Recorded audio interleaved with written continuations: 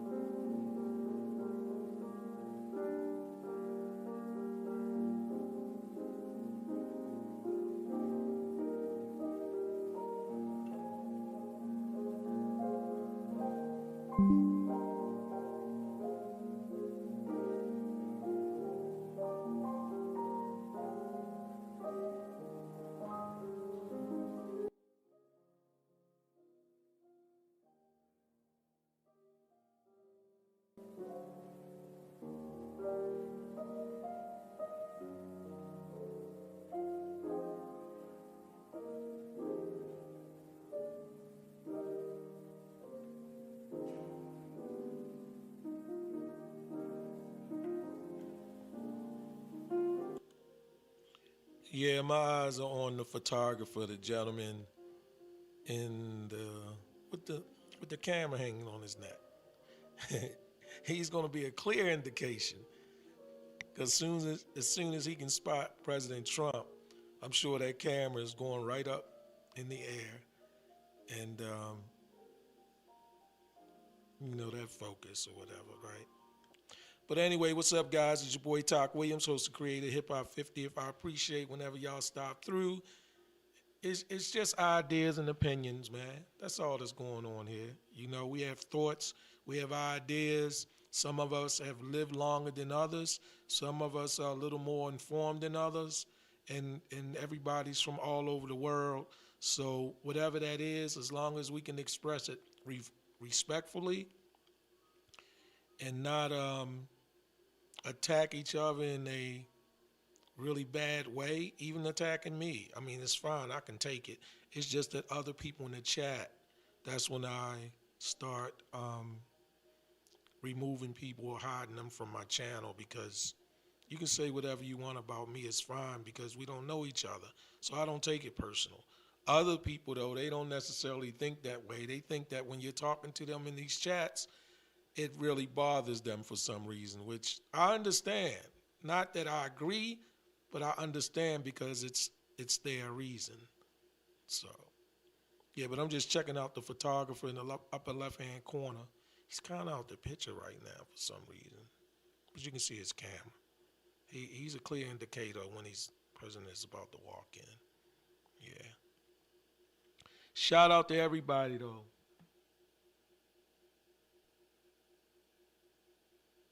Shout out to Tamara Thornton. Tamara Thornton. All right, here we go. Oh, did they play some intro music? Was that some intro music? What happened? I don't know, my screen. Donald J. Trump. Oh. Let me shut up.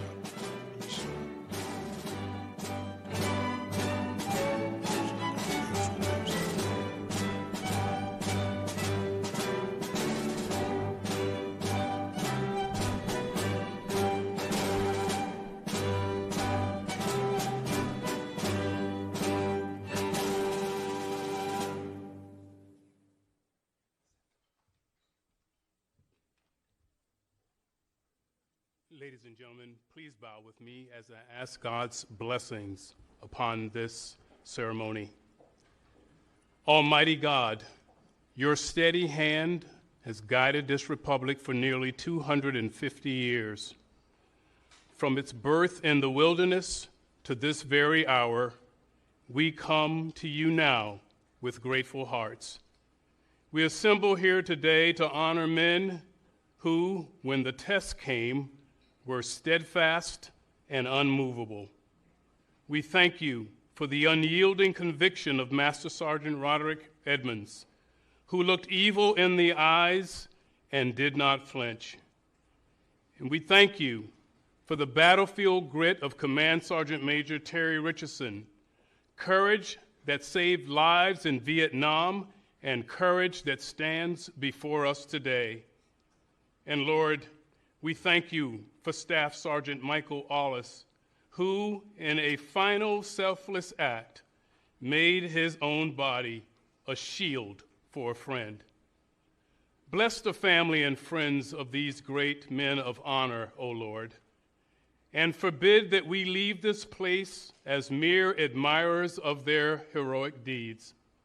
Plant in our hearts a measure of their courage that we might prove worthy of the freedom for which they and generations before them defended.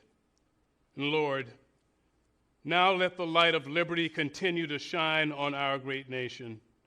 We pray in the strong name of the one who guides us. This will defend. Amen.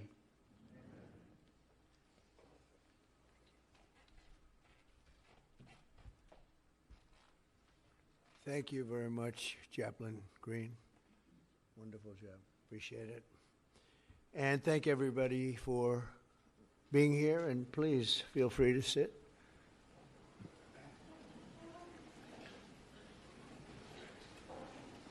So before we begin this important ceremony, and there's no ceremony that can be much more important than this, let me provide a brief update on Operation Epic Fury. Today, the United States military continues to carry out large-scale combat operations in Iran to eliminate the grave threats posed to America by this terrible terrorist regime.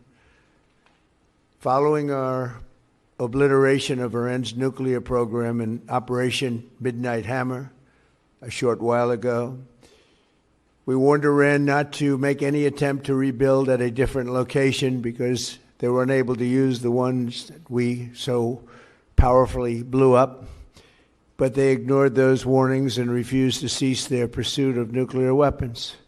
In addition, the regime's conventional ballistic missile program was growing rapidly and dramatically, and this posed a very clear, colossal threat to America and our forces stationed overseas. The regime already had missiles capable of hitting Europe and our bases, both local and overseas, and would soon have had missiles capable of reaching our beautiful America. The purpose of this fast-growing missile program was to shield their nuclear weapon development and make it extraordinarily difficult for anyone to stop them from making these highly forbidden by us nuclear weapons. We were the ones that were complaining. We were the ones that wanted it stopped, but everybody was behind us. They just didn't have the courage to say so. An Iranian regime armed with long-range missiles and nuclear weapons would be an intolerable threat to the Middle East, but also to the American people. Our country itself would be under threat, and it was very nearly under threat. I was very proud to have knocked out the Iran nuclear deal by President Barack Hussein Obama. That was a horrible, horrible, dangerous document. They would have had nuclear weapons 3 years ago, and they would have used them. But I'll not let that happen. For almost 47 years, this regime has been attacking the United States and killing Americans. Every time you see someone with missing arms and legs or a face that's been absolutely shattered violently, it was almost certainly caused by an Iran roadside bomb. They were put there by General Soleimani, who was the father of the roadside bomb. Very proudly, he thought, but I terminated him in my first term. This was our last best chance to strike what we're doing right now and eliminate the intolerable threats posed by this sick and sinister regime. And they are indeed sick and sinister. Our objectives are clear. First, we're destroying Iran's missile capabilities, and you see that happening on an hourly basis, and their capacity to produce brand new ones, and pretty good ones they make. Second, we're annihilating their Navy. We've knocked out already 10 ships. They're at the bottom of the sea. Third, we're ensuring that the world's #1 sponsor of terror can never obtain a nuclear weapon, never going to have a nuclear weapon. I said that from the beginning. They're never going to have a nuclear weapon. They were on the road to getting one legitimately through a deal that was signed foolishly by our country. And finally, we're ensuring that the Iranian regime cannot continue to arm, fund, and direct terrorist armies outside of their borders. And we thought we had a deal, but then they backed out, and they came back, and we thought we had a deal, and they backed out. I said, you can't deal with these people. You got to do it the right way. Today, we grieve for the 4 heroic American service members who have been killed in action and send our love and support to their families. In their memory, we continue this mission with ferocious, unyielding resolve to crush the threat this terrorist regime poses to the American people, and a threat indeed it is. We have the strongest and most powerful by far military in the world, and we will easily prevail. We're already substantially ahead of our time projections, but whatever the time is, it's okay. Whatever it takes, we will always, and we have right from the beginning, we projected 4 to 5 weeks, but we have capability to go far longer than that. We'll do it. Whatever somebody said today, they said, oh, well, the president wants to do it really quickly. After that, he'll get bored. I don't get bored. There's nothing boring about this. Do you agree with that, Pete? I don't think there's anything, Mr. General. I think there's nothing boring about it. Somebody actually said from the media, I think he'll get bored after about a week or two. No, we don't get bored. I never get bored.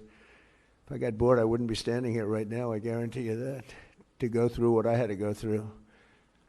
We also projected 4 weeks to terminate the military leadership, and as you know, that was done in about an hour, so we're ahead of schedule there by a lot. But please join me in thanking every American service member who bravely is standing in harm's way. They really are incredible, and I just want to thank you. We have a lot of them right here. Thank you very much. Thank you.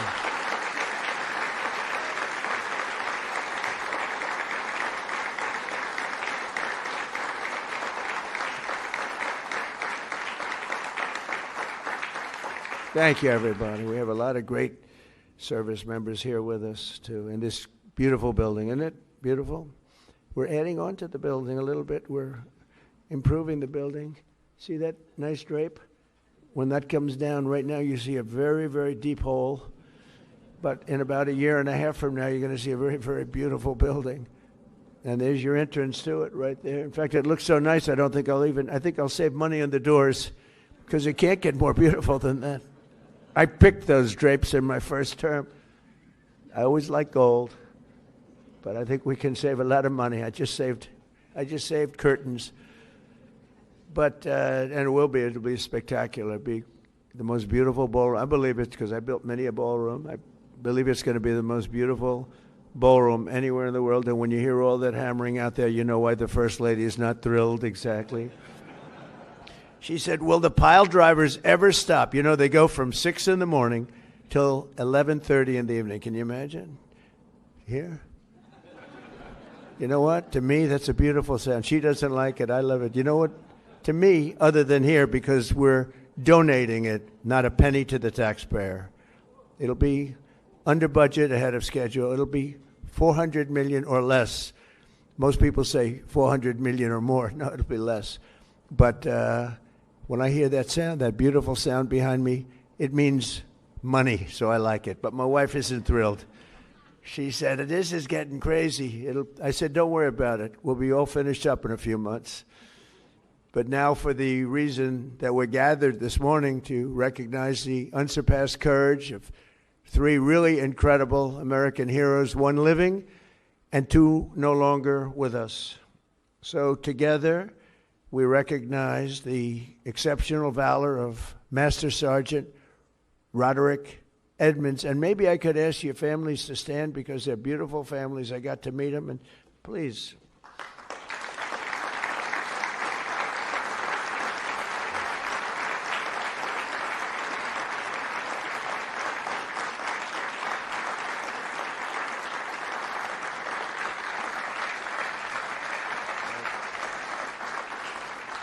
So Staff Sergeant Michael Ollis and Command Sergeant Major Terry Richardson, as they receive our nation's highest military award, the Congressional Medal of Honor. And we're pleased to be joined by Secretary of War Pete Hegseth. He's busy. He's busy, very busy guy. In fact, I said, if you want, Pete, you can avoid it. General Raisin Kane also. And they said, we don't avoid this one. This is one you wouldn't avoid for anything, right? So we appreciate that you're here. Secretary of Veterans Affairs, who's doing an incredible job, Veterans Affairs, Doug Collins. Doug, thank you. You stand up, Doug. You're doing such a good job. 92% approval rating. Chairman of the Joint Chiefs of Staff, General Dan Kane, who's known as Raisin Kane. I liked him when I heard that name, Raisin Kane. I said, if it's true, you're my guy. And it's true. It's turned out it's very true. He's a great guy and a great general. Secretary of the Army, Dan Driscoll, and Army Chief of Staff, Randy George. Thank you. Thank you both, Dan. As well as Senators Tom Cotton, Bill Hagerty.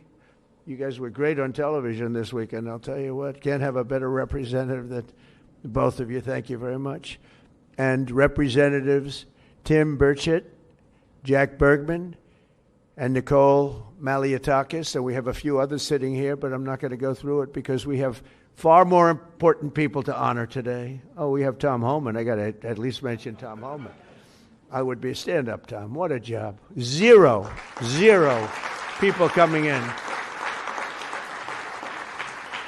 We had millions and millions of people pouring into our country now that, I'm not even sure I can believe this number is zero, but it is given out by Democrats. They're Democrats from the last, and they're rated for the last 9 months. We had 0 people come illegally through our border. Right, Tom? So I want to thank you very much.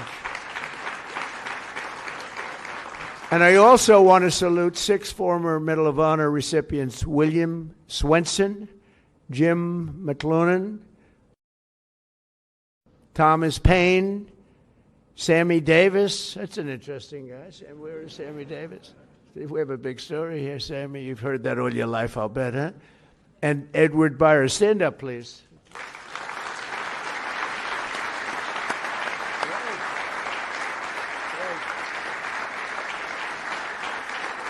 You all look good. We all look good. We remember the ceremonies. All great. It's a great honor. There's no greater. I tried for myself. I've tried numerous times to get one by myself. I keep getting shut down. They say, you can't do it, sir. Bad protocol. Very bad. I would say the worst. But I'm only kidding. You don't have to say I'm only kidding. Otherwise, the press will come out with it, which they actually did once. Donald Trump wants a Congressional Medal of Honor, but he's been shut down. But now you are brave, amazing people. And I want to thank you all. In 1941, Roddy Edmonds of Knoxville, Tennessee, enlisted in the U.S. Army and soon rose to one of the youngest master sergeants in the military. In 1944, he sailed to Europe to fight in World War II, and he was so enthusiastic and young and full of vim and vigor.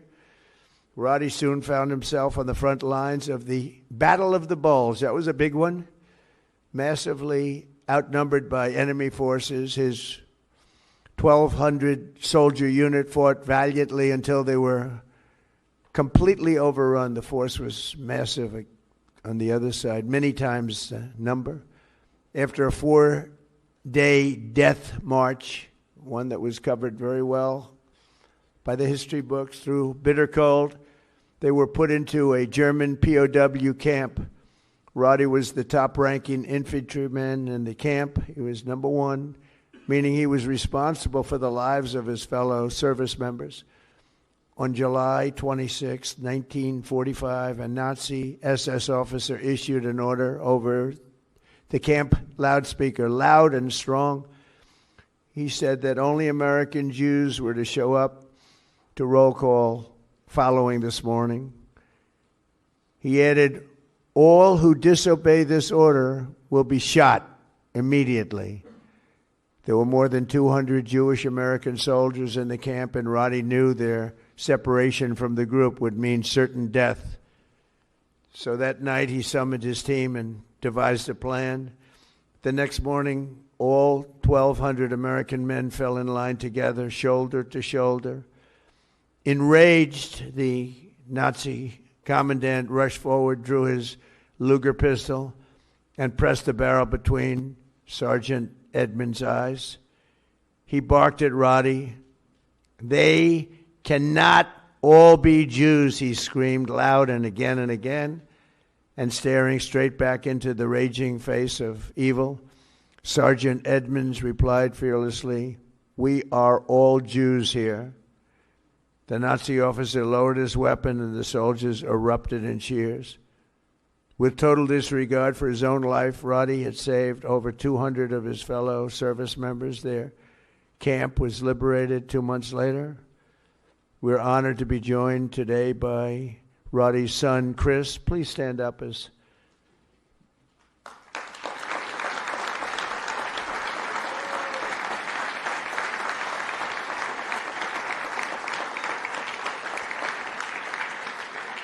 Thank you, Chris. Today your father gets the honor he so courageously earned. And really amazing, right? It's an amazing story. Congratulations to the family of Master Sergeant Roddy Edmonds. The next two we recognize today served in the 1st Battalion, 28th Infantry Regiment of the 1st Infantry Division, better known as Big Red 1. Do you know about that, Pete? Right? Command Sergeant Major Terry Richardson, we are honored to have you with us. On September 12, 1968, 102 brave men of Terry's Alpha Company were asked with securing Hill 222 deep behind the enemy's line in Vietnam. They didn't know it at the time, had no idea, but the area was totally infested with nearly 300 enemy bunkers and many, many enemy soldiers, far outnumbering them by at least 4, 5, even 6 to 1. As Terry led Lima platoon up Hill 222, the enemy launched an ambitious and violent attack, unleashing a withering fire of machine guns and rocket-propelled grenades. Just didn't stop, just kept coming. Pinned down in hell on earth, Terry summoned unimaginable courage. 3 times he exposed himself to enemy fire to rescue severely wounded comrades, and 3 times he dragged them back to the group. Terry soon realized that the 82 remaining men had one chance of survival. That was air support. Acting without regard of his own life, he grabbed a radio and charged up Hill 222 alone. He needed to be there. It was the only place you'd get reception. He withstood a storm of enemy bullets, eventually reaching the top, where he spent the next 8 hours calling in tactical strikes, completely exposed. An hour in, an enemy sniper shot rang out and the bullet tore through his right leg violently. He was in bad shape, but Terry disregarded that and pushed through. And after 7 more hours of calling in American fire from above, the enemy retreated. Later that day, his team found him with both eardrums totally ruptured and a mangled right leg and foot, but still barely living, but living nevertheless. Due to Terry's actions above and beyond the call of duty, 82 men, Alpha Company, survived this battle, including 2 in this room, Norm Meyer and Dave Himmer. Where are you? Can you want to stand up, Norm and Dave? Where's Norm and Dave? That's pretty cool.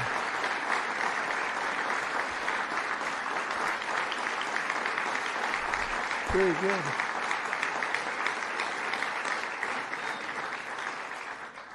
And that story is 100% correct, isn't it? Huh? See, pretty. It's how much have you paid him over the years? Have you said take everything we have? We wouldn't be here, right? That's great. That's a great story, Terry. Today you enter the ranks of the bravest warriors ever to stride the face of the earth. Please stand up, please. Thank you.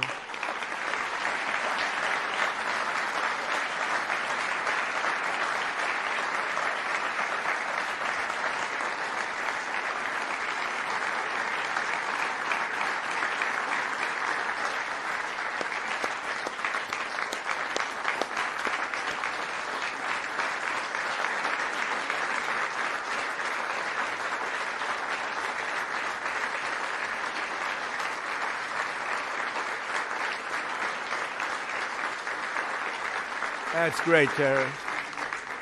That's a great, brave man. I met him back there. He said, he's central casting. Look at him. He looks great. He looks great. You feel like fighting? I think we could take him today. What do you think, Pete? We'll make a little deal with him, as you are a brave man. Finally, we honor one more American soldier, a fallen warrior of wars, and really terror. Staff Sergeant Michael Ollis, born in 1988 on Staten Island. Michael grew up seeing the World Trade Center across the bay. I know Staten Island so well. The people in Staten Island are amazing. After 9/11, Michael enlisted in the Army, and by 24 years old, he was locked in. He loved it. He wanted it so badly. He was a squad leader serving in Afghanistan with the 2nd Battalion, 22nd Infantry Regiment, 1st Brigade Combat Team of the legendary 10th Mountain Division.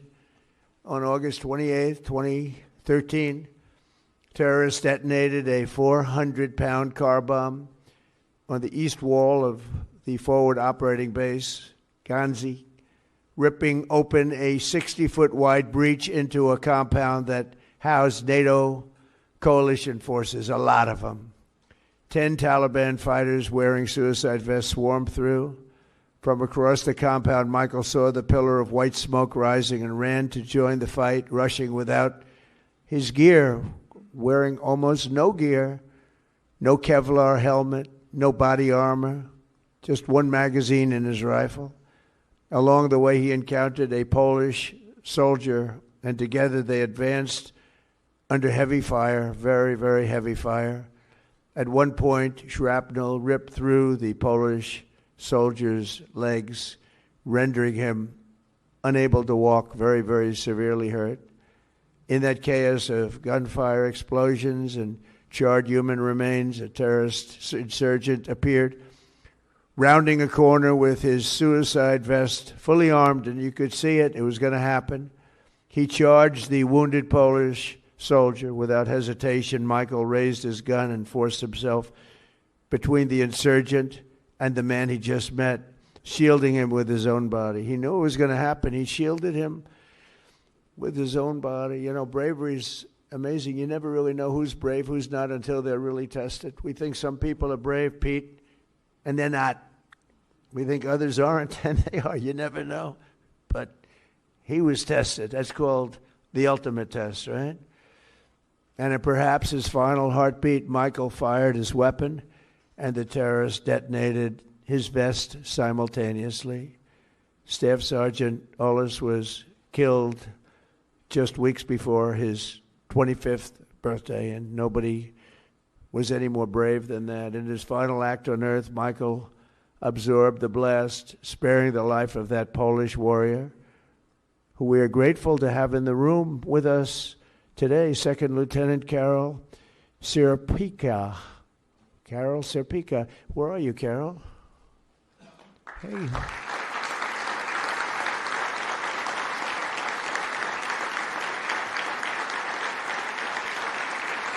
Would you like to come up? Please. Please.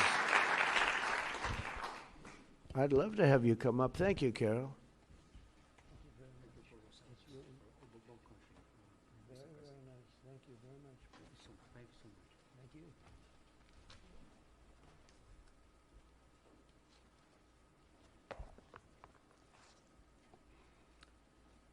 Mr. President, Minister of War, my Minister Polish of National Defense, distinguished guests, everyone gathered here today, dear my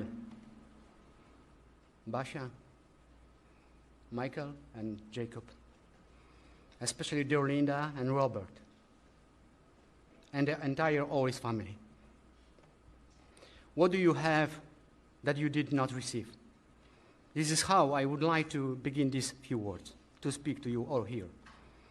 In this special place and on occasion of this incredibly important ceremony, one that is significant for many, but truly especially exceptional for me, is a particular privilege and a great honor.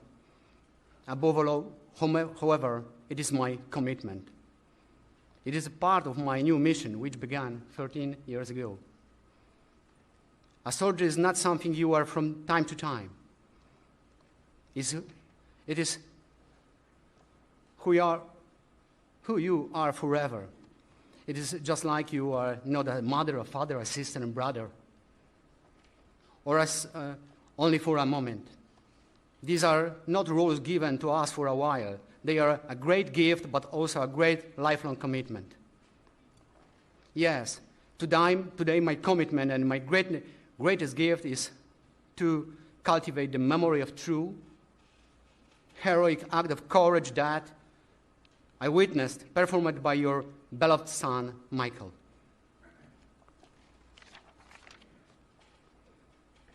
Please forgive me if my words have not fully captured what I truly feel today. However, sometimes words are simply not enough. I'm deeply moved, happy, and grateful to God for my service, for my parents, for my family, for my beloved homeland, Poland, for my second family from Staten Island, and for my second homeland, America. God bless you all. Michael, thank you for your service, and I will see you in our heavenly homeland. Thank you for your service. Thank you so much.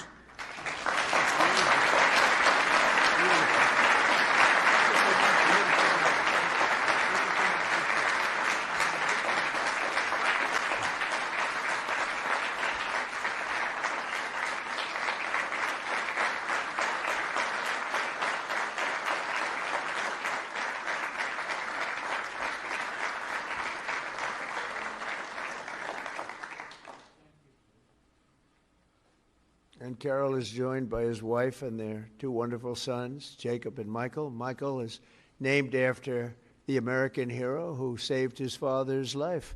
So stand up, Michael. Let me see. Wow.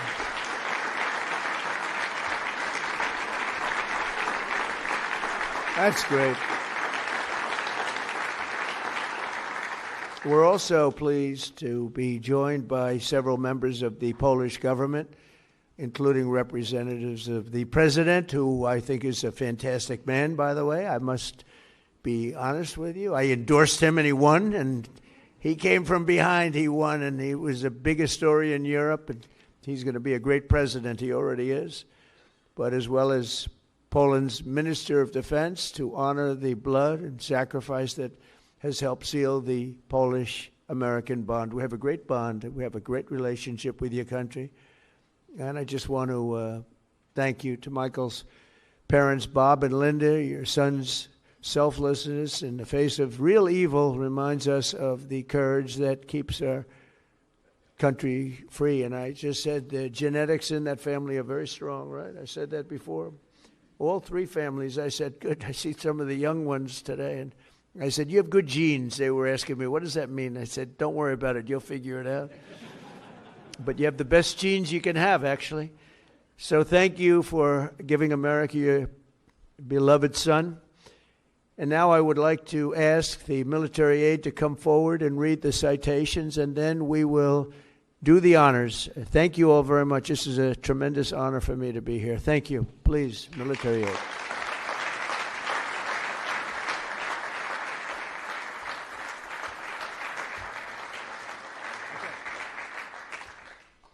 Chris Edmonds, accepting on behalf of his father, Master Sergeant Roderick W. Edmonds.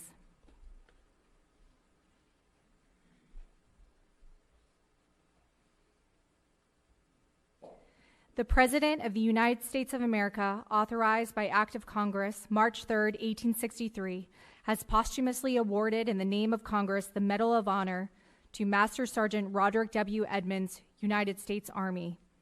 Master Sergeant Roderick W. Edmonds distinguished himself by acts of gallantry above and beyond the call of duty from January 27, 1945 to March 30, 1945 as a prisoner of war in Germany.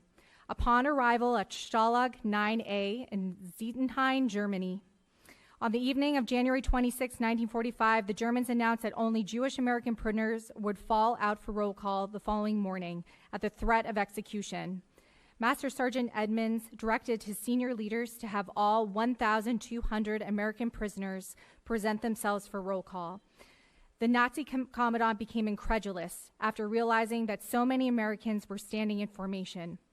The commandant removed his pistol, pressed it hard against Master Sergeant Edmonds' forehead between his eyes, and demanded that he order all Jewish American prisoners to step forward or he would be shot. Master Sergeant Edmonds fearlessly held his ground, refusing to concede. The commandant lowered his weapon without further attempts to segregate the Jewish American prisoners. Several weeks later, in March 1945, the Germans ordered all prisoners to assemble outside the barracks for evacuation. Master Sergeant Edmonds ordered all American prisoners to form in front of the barracks, and when the enemy transports arrived, they would break ranks and rush back to the barracks. Master Sergeant Edmonds gallantly led these prisoners in a relentless pursuit of opposition and resistance, forcing the Germans to abandon the camp, leaving the 1,200 American prisoners behind. Master Sergeant Edmonds' conspicuous gallantry above and beyond the call of duty are in keeping with the highest traditions of military service and reflect great credit upon himself, his unit in the United States Army.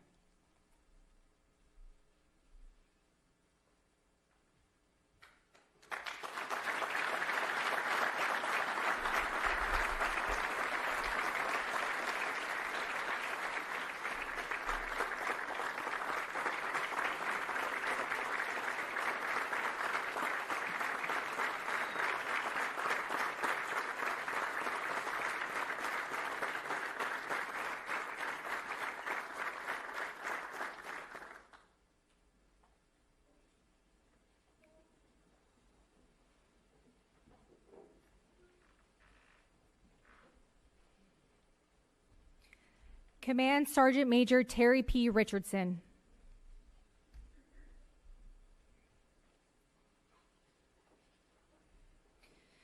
The President of the United States of America, authorized by Act of Congress March 3, 1863, has awarded in the name of Congress the Medal of Honor to Staff Sergeant Terry P. Richardson, United States Army. Staff Sergeant Terry P. Richardson distinguished himself by acts of gallantry above and beyond the call of duty on September 14, 1968, in the vicinity of Loc Ninh, Republic of Vietnam. On this date, his company was tasked with the mission of securing Hill 222 in hostile and enemy territory near the Cambodian border. Staff Sergeant Richardson directed one of his squads to be the point element leading the way. Shortly after the assault began, 3 of the squad members became severely wounded and pinned down between 3 enemy machine gun bunkers. Staff Sergeant Richardson advanced forward under heavy enemy fire and recovered his wounded soldiers between heavy machine gun fire. By the time he was able to make it back to join his unit, his entire company had been completely surrounded by the enemy. Staff Sergeant Richardson recognized that the only way to keep his company from being overrun was with accurate tactical airstrikes. Staff Sergeant Richardson advanced to the top of Hill 222 under heavy enemy fire for better sight lines to direct the tactical airstrikes. He began to direct the tactical airstrikes and shortly thereafter became wounded by an enemy sniper. Staff Sergeant Richardson continued directing the tactical airstrikes for 7 more hours before the enemy broke contact. 6 soldiers from his platoon found him still alive. Staff Sergeant Richardson declined medical evaluation for his gunshot wound and requested that he be allowed to stay to lead his soldiers. Altogether, his actions directly resulted in 85 lives being spared on that fateful day. Staff Sergeant Richardson's conspicuous gallantry and extraordinary heroism at the risk of his life, above and beyond the call of duty, are in keeping with the highest traditions of military service and reflect great credit upon himself, his unit, and the United States Army.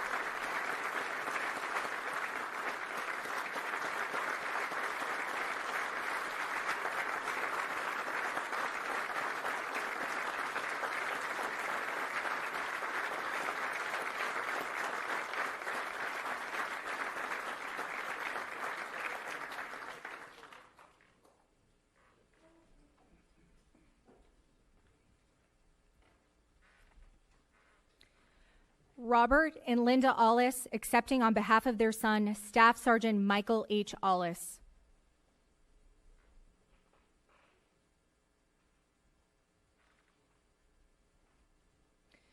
The President of the United States of America, authorized by Act of Congress March 3, 1863, has posthumously awarded in the name of Congress the Medal of Honor to Staff Sergeant Michael H. Ollis, United States Army. Staff Sergeant Michael H. Ollis distinguished himself by acts of gallantry above and beyond the call of duty on 28 August 2013 in Afghanistan. On this date, a complex enemy attack involving multiple vehicle-borne improvised explosive devices, suicide vests, indirect fire, and small arms fire was launched against Forward Operating Base Hanzi. Staff Sergeant Ollis ordered his fellow soldiers to move to bunkers to shield themselves from enemy fire. After accounting for his soldiers, he moved toward the enemy force that had penetrated the perimeter of the Forward Operating Base. Staff Sergeant Ollis located a coalition forces officer, and together they moved toward the point of attack, armed with only their rifles.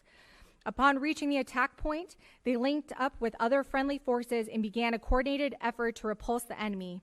While under continuous fire, Staff Sergeant Ollis moved from position to position, engaging the enemy with accurate and effective fire. While fighting along the perimeter, an insurgent came around the corner. Staff Sergeant Ollis fired on the insurgent and incapacitated him, but as he approached the downed insurgent, the insurgent's suicide vest detonated and mortally wounded him. Staff Sergeant Ollis's exceptional courage and complete disregard for personal safety were in keeping with the highest traditions of military service and reflect great credit upon him, his unit in the United States Army.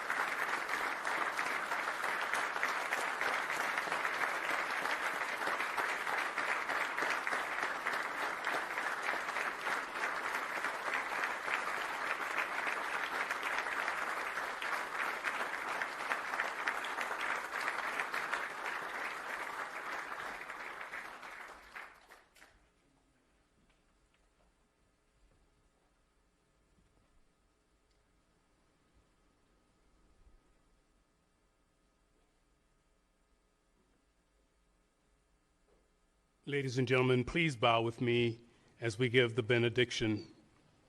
Eternal God, our unfailing light in every darkness, the rock on which we stand, as we depart this place of honor, may the courage of these heroes be our example, righteousness our choice, and hope in you our guiding light. We especially ask for your protection. Issued an order over the camp loudspeaker.